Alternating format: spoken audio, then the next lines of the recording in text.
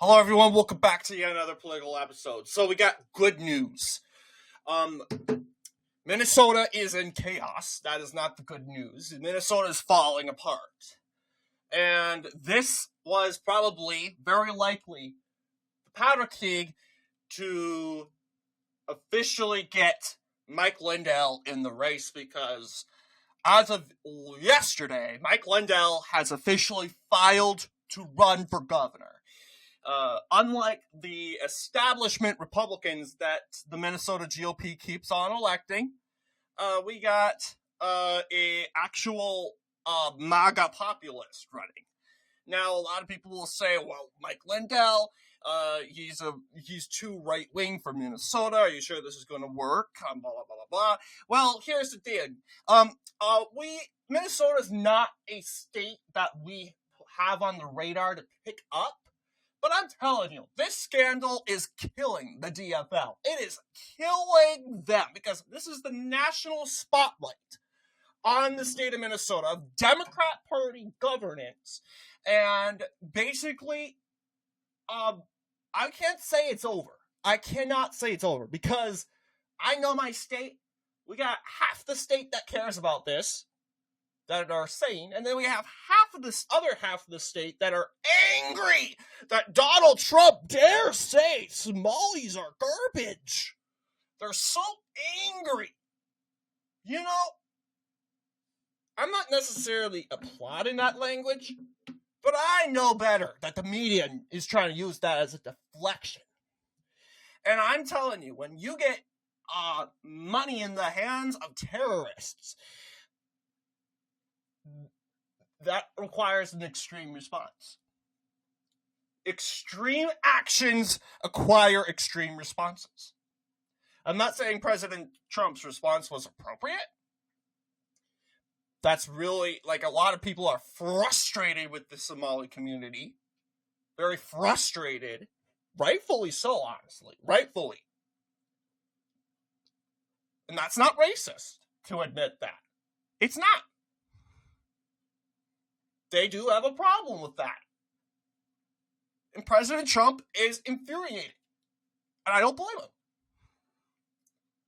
But what I was about to say, yes, you have one half of the state that is enraged over this. And you got what other half of the state that's enraged over the wrong reasons. About President Trump saying something mean.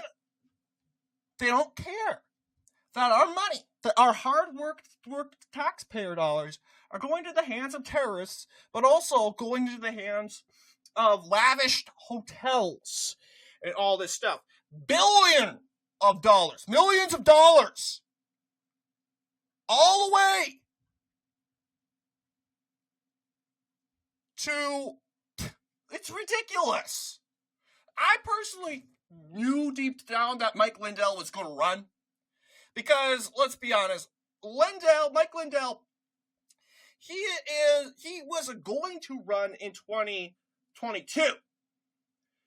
And unfortunately, he dropped out of that race because, just after the presidential election, Lindel took major hits for basically going on the MAGA train and saying that Donald Trump won the 2020 election. So, and that killed him so much that he had to worry about his own businesses. That was when the culture war was in favor to the left, right? That was when the Democrats were winning the culture war. Now, fast forward to 4 years later, Republicans are winning the culture war. Mike Lindel's business is doing a little bit better. It's not better. It's pretty much, it's not all the way good. Okay? Let's see here. I don't see Lindel, but I did remember this making news. But he ended up declining the run. I think he was considering a run, maybe. But and it's unfortunate. It really is. But It's very likely he has filed the paperwork to run in this race. He's very likely to run. Decision is expected on December 11th. We should do a follow-up on that maybe. But Lindel has the best chance of beating Tim Walz or whatever Democrat compared to the others. I like Scott Jensen, but he had his run. He had his run. I wouldn't say he underperformed. He performed the expected margin within the polls, like 6 points. Actually, he technically, 7-point victory for. Yeah, he performed it around in the aggregate, and that's fine. And Jensen ran a very momentous campaign, but he didn't get enough MAGA populists out, and we need someone that appeals to the populist base. The thing about Mike Lindel is Lindel has the name recognition. He is the founder of MyPillow, which is the company, Minnesota company that centralizes around pillows, right? Pillows. It's recently gotten to politics, uploading patriotic stuff and all that stuff. Very aligned with the Republican Party, very anti-woke. It's aligned mostly with that. And the thing with MyPillow, Mike Lindel has campaigned as the MyPillow guy, okay? The MyPillow guy. And that obviously, and his face is very recognizable around the country. That's a very good benefit. No one really heard of Jensen before. Who's Jensen? Who's Scott Jensen? Who's this? I'm not going to lie, Jensen would be a good running mate, especially being on the ticket before, having run before in 2022. People know who he is now. But Mike Lindel sounds like a very good guy. He is a good guy. Because really, Jensen, you had literally counties. Rice County voted literally for Tim Walz. Tim Walz by over 5 points. Over 5 points. Okay? This is Rice. Actually, no, not 5 points. I'm mistaken. But yeah, Rice County, 3.77%. This is, of course, according to margins. I mean, it was very aligned with blue counties, but you would not think, ideally, that this county would be really Republican. It may be mainly liberal, but the reason why you have this 3-time Trump county voting Democrat is MAGA voters are not getting out. Okay, Trump voters are not enthused. We need right-wing independents to vote.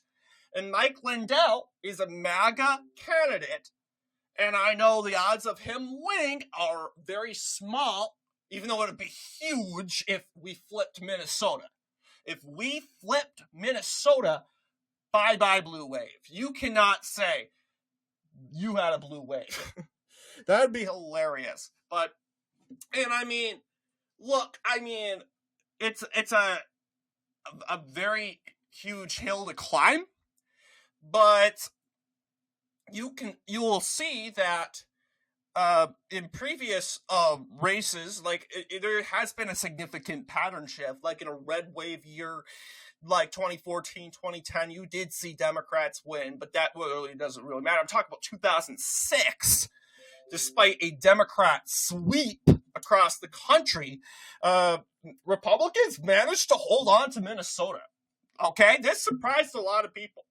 Okay? This was probably one of the Republicans' best performances. Or if you ask the Republicans, what did you get out of 2006?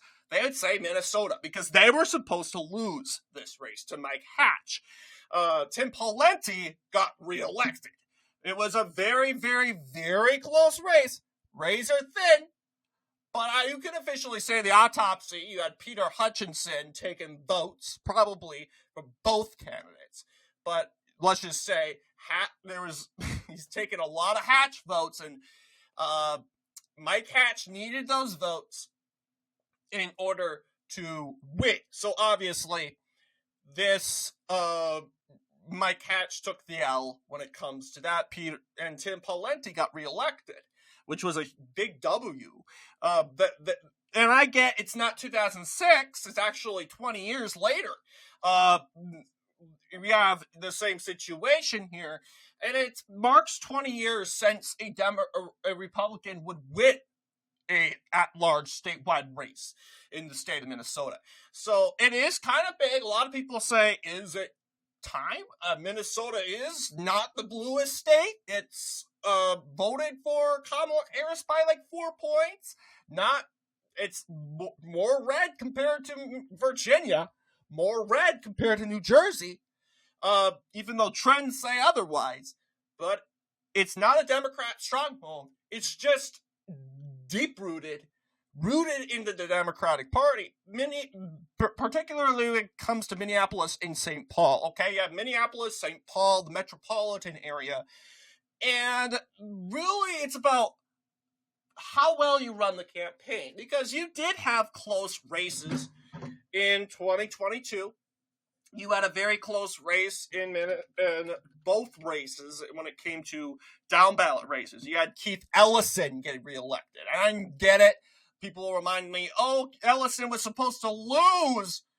Well, what did the polls say? Yeah, the polls were very close. Ellison was winning polls, though, but it was razor sharp. It was razor thin. The fact that you had Jim Schultz winning polls left and right was kind of scary for the Ellison campaign, but Ellison managed to pull it off. A lot of people say, it was rigged, blah, blah, blah, blah, blah. Well, I mean, let's just say it was a very, very, very close race, and let's just say Waltz has reached Ellison type of unpopularity, seeing how quickly he has dropped. I don't know. Keith Ellison's running again, and this guy's weak. He is weak, ladies and gentlemen. This guy, let's see, got 48%. 48%! You lost Olmsted County that has Rochester, the third biggest city. You lost Washington County, which is literally smack right next to St. Paul. This guy's weak. This guy is so weak. He's incompetent. This guy, this guy was supposed to lose in 2022. Roe v. Wade actually ended up helping him because there were comments that Jim Schultz made when it came to abortion. But even with that, Jim Schultz did do a reliably good performance.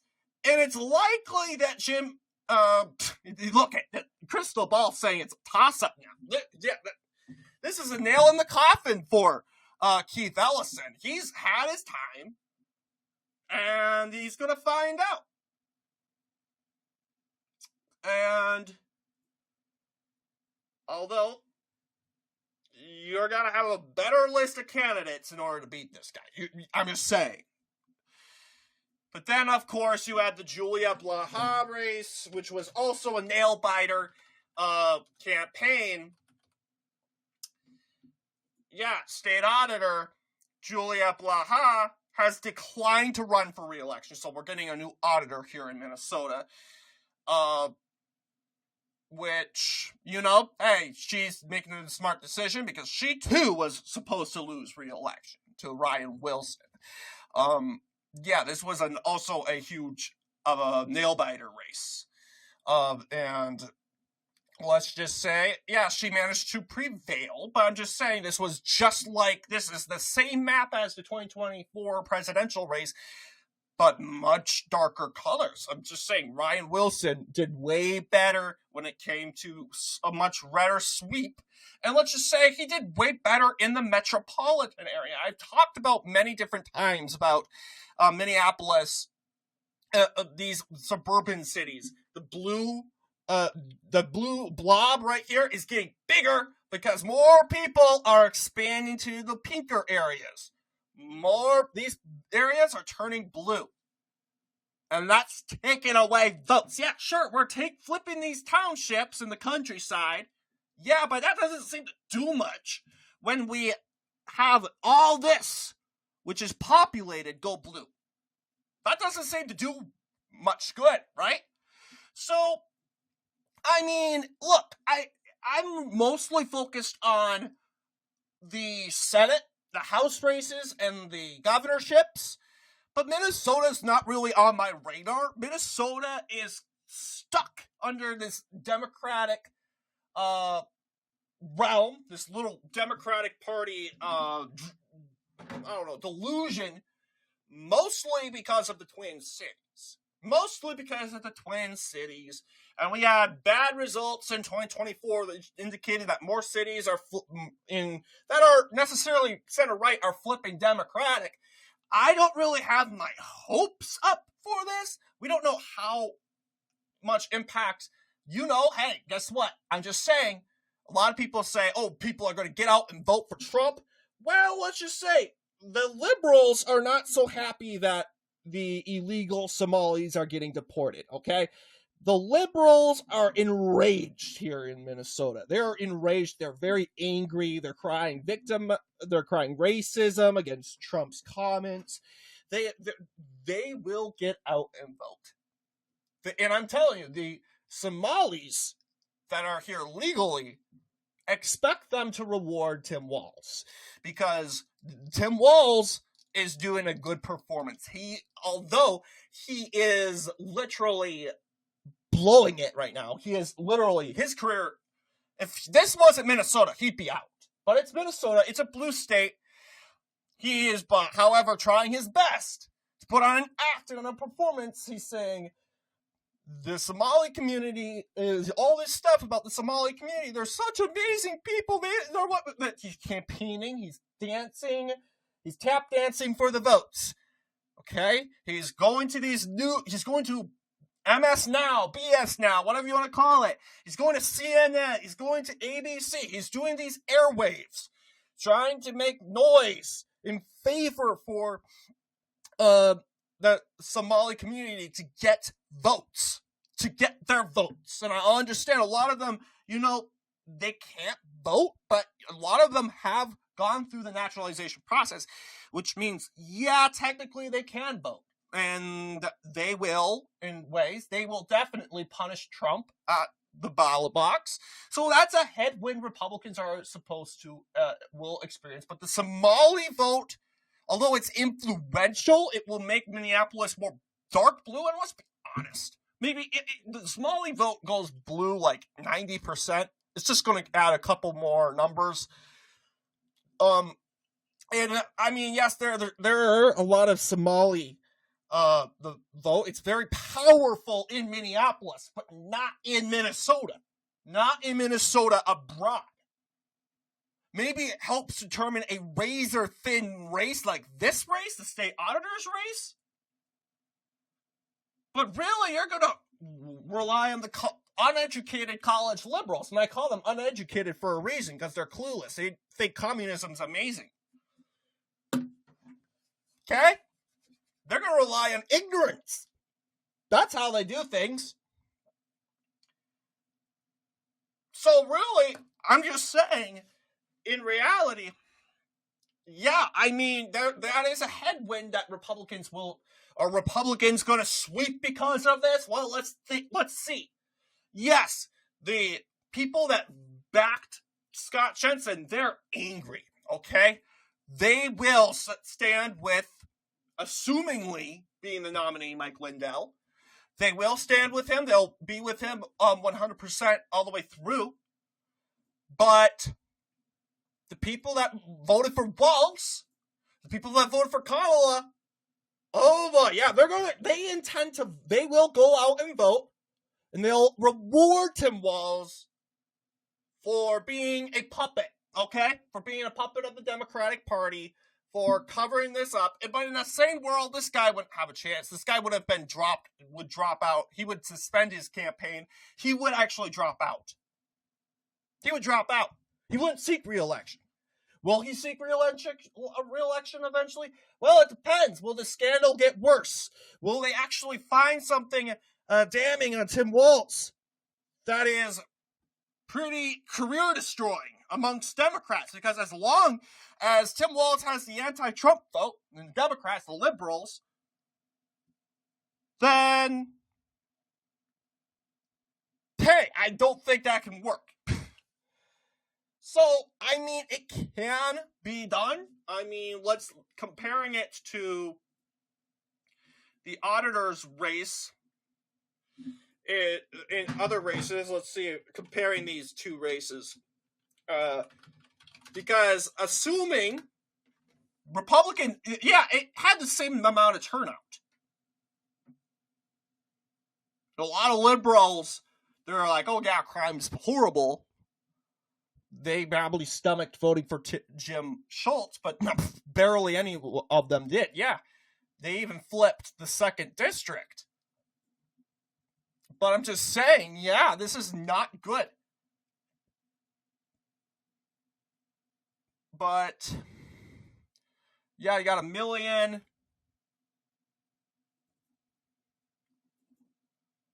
Yeah, you got more Ryan Wilson got more votes than Jensen.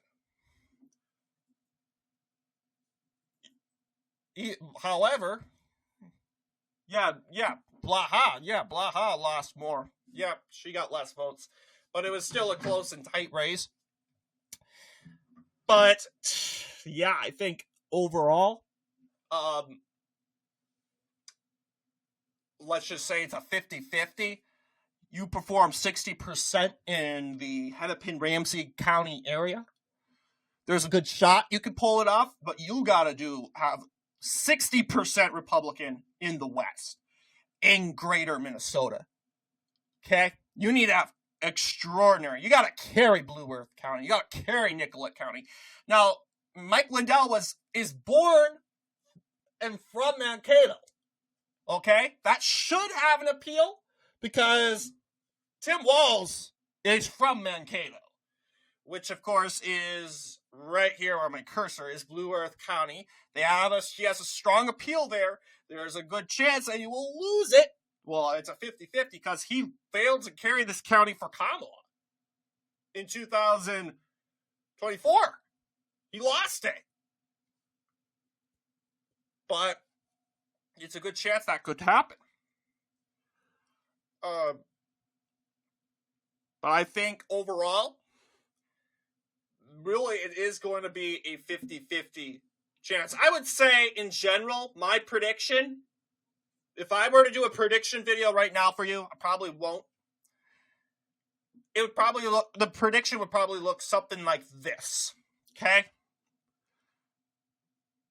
Mainly because, yes, you have Mike Lindel.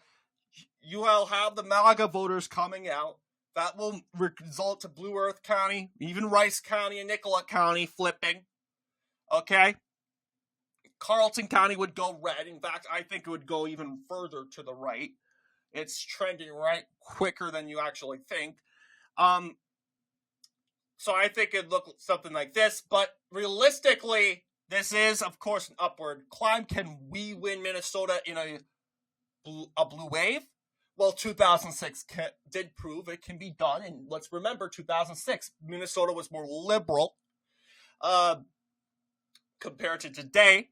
Although the cities have gotten more liberal compared to 2006. We can. It really depends on how Mike Lindel runs. And you'll say, oh, well, Mike Lindel, he can't win. He's too right-wing. He's too far right. Quote, unquote, like he's far right. Come on, come on. What world do you live in? Europe? But anyway, I'm just saying, he can't win. This is a blue state. Well, let's look at the margins real quick, because Minnesota is voting in line like a swing state. Okay? It's voting in line with the swing state. Now, am I saying he's going to win? Am I predicting him to win? Not as of now.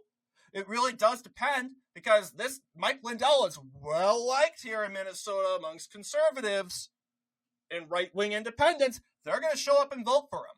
And if he campaigns on a Making Minnesota Great Again platform and campaigns off of this, which is stirring tons of anger, there is a shot. There is a legitimate shot that he can win. But Walz, I mean, I'm just being quite honest with you. Tim Walz will kind of have to be his opponent. Because, let's be honest, we got to root for the best and the dumbest as our opponent. And Tim Walz has mastered that. And, hey, it'd be beneficiary and smart for Republicans to root for him. Make sure he continues to stay in the race and continues to stay in office so we can punish him at the ballot box next November. But I'm not predicting. And then a lot of people will think, oh, no, Tim Walz isn't going to lose. Yeah, he's not. But I'm telling you, he's not gaining vote. He's not gaining vote. He has took reputational damage after the 2024 election. This result is not going to be, it's going to be much closer. Yeah, you have the polls suggesting more of a closer race, much of a gap here. But here's the thing about that. Yeah, you have Scott Jensen overperforming too, because he's the guy carrying the name recognition, okay? I bumped into this guy, Kendall Calls. Yeah, I bumped to him at the county fair. And I didn't even know it was him. I just found this random dude handing out posters at the GOP station. I'm like, hey, thanks, dude. Then I walked away, and on my way up back, I randomly see his face right on there. I'm like, oh, wait, hang on. He's running for governor? But yeah, I'm just saying, look, you guys don't have name recognition. Scott Jensen barely has name recognition. Well, he has more name recognition now. He ran in 2022. Depends on how many people forget. But he's doing well, and he's the one with the name recognition. Walz is below 50%. Phil Parrish, Kristen Robbins. Kristen Robbins is running more of a MAGA America First campaign. She's doing a little bit better. But yeah, these two, Kendall Calls, Phil Parrish, never heard of them. They're not doing so well. Throw in Mike Lindel in there. Throw him in there. I'm curious to know the polls. But yeah, you're seeing Cook Political Report saying likely Democrat. I think that's BS. No, I think it's either leaning Democrat or tilting Democrat. It's not going to be a likely Democrat. And Walz didn't even win by a likely... Well, let's see. How much did Tim Walz win by in 2018? I think he won by 11 points. Did he win by 11? Yeah, he did win by 11. So, yeah, he did win by a likely margin. By 10 points, yeah. But I'm just saying, this was when Tim Walz was cool. Tim Walz was viewed by the high testosterone man as a sane person. And I'll tell you, having witnessed this guy, having watched this guy get reelected, Tim Walz, he was more sane in 2018. Okay, he was a moderate. He was compared to like a Dean Phillips, like moderate. And you kind of have to, because if you weren't a moderate, you wouldn't be carrying these Trump counties. I'm just saying. He barely carried them, but he was more moderate. Definitely more moderate, more sane in 2018. He was more willing. He didn't call his his people that voted for his opponent fascists. He actually wanted to talk to them. This is a totally different Tim Walz, and Tim Walz knows this. He's recognized how insane his party's gotten on issues. You gotta be insane and mentally unstable in order to win. And money talks. So if this is gonna help Tim Walz, then he's gonna do it. So anyway, what do you guys think in regards to this video? Let me know down below. And as always, I'll see you all in the next political episode.